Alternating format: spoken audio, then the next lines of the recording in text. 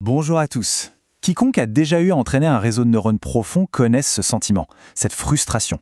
L'entraînement est lent, parfois instable, et on a l'impression de se battre contre son propre modèle. Eh bien aujourd'hui, on va s'attaquer à l'un des coupables silencieux derrière ce problème, ce qu'on appelle le décalage de covariance interne. C'est vraiment la question centrale. Il faut s'imaginer une sorte de jeu du téléphone à l'intérieur même du réseau de neurones. Chaque couche essaie de transmettre une information à la suivante. Mais cette information, elle se déforme à chaque étape. Alors, pourquoi est-ce que l'entraînement ressemble si souvent à ça, à une tentative de viser une cible qui n'arrête pas de bouger? C'est ce qu'on va décortiquer ensemble. Mais avant d'aller plus loin, il faut poser les bases. Le concept général, c'est le décalage de covariance. Ça, c'est ce qui arrive quand un modèle est entraîné sur un certain type de données, puis qu'on le teste sur des données qui ont des caractéristiques statistiques différentes. Un exemple tout simple, un modèle de reconnaissance faciale entraîné uniquement avec des photos de jour qu'on essaie ensuite d'utiliser la nuit. Forcément, les performances s'effondrent. Et c'est là que ça devient vraiment intéressant.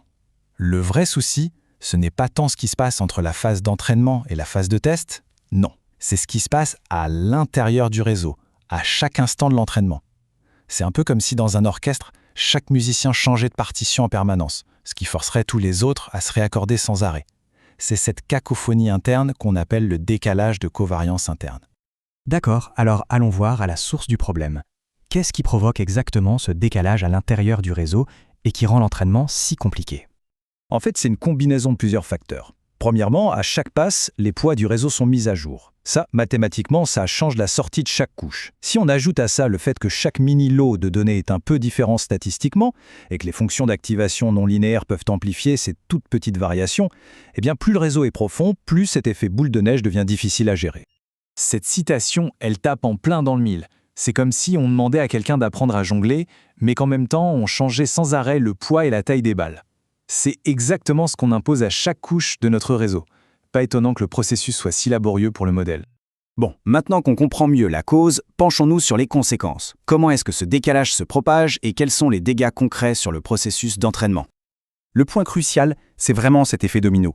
La couche 1 apprend, elle ajuste ses poids. Du coup, ses sorties changent. La couche 2, qui commençait à peine à comprendre les sorties de la couche 1, se retrouve avec quelque chose de nouveau en entrée. Elle doit donc se réadapter à son tour. Et ce cycle se répète pour la couche 3, la couche 4, etc. C'est une véritable cascade d'instabilité.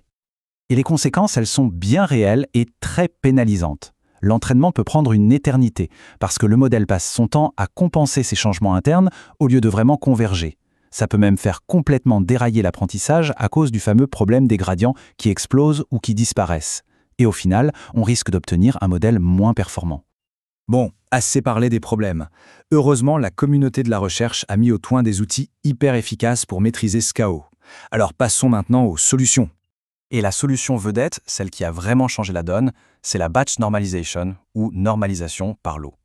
C'est une technique qui a l'air simple comme ça, mais qui a un impact absolument énorme sur la stabilité de l'entraînement.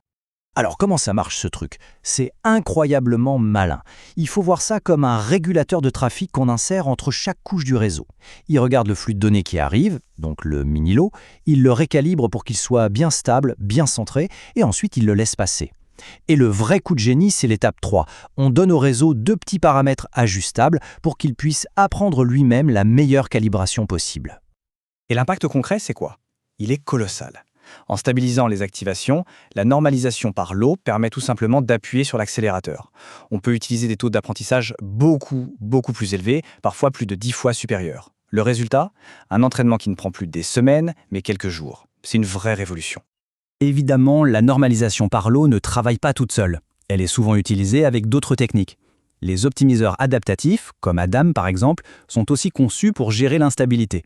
Et l'augmentation de données, en montrant au modèle une plus grande diversité, le prépare à mieux gérer les variations internes.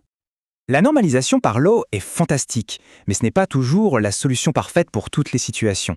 Voyons rapidement d'autres outils de cette même famille qui sont conçus pour des cas d'usage plus spécifiques. Ce tableau y résume bien la situation. Il n'y a pas de solution miracle, mais plutôt une boîte à outils. La batch norm est très puissante, mais elle a besoin de lots de données assez grands pour bien fonctionner. Si les lots sont petits, la layer norm peut prendre le relais.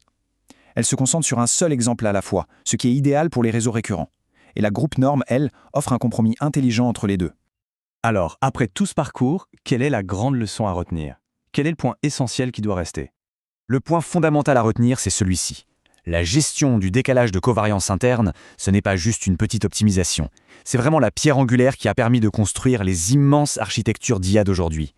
Sans la stabilité apportée par la normalisation, beaucoup de modèles actuels s'effondreraient bien avant la fin de leur entraînement.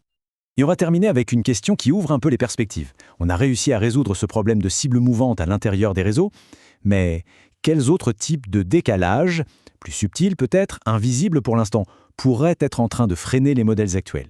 Quelles sont les nouvelles cibles mouvantes qu'on n'a pas encore identifiées?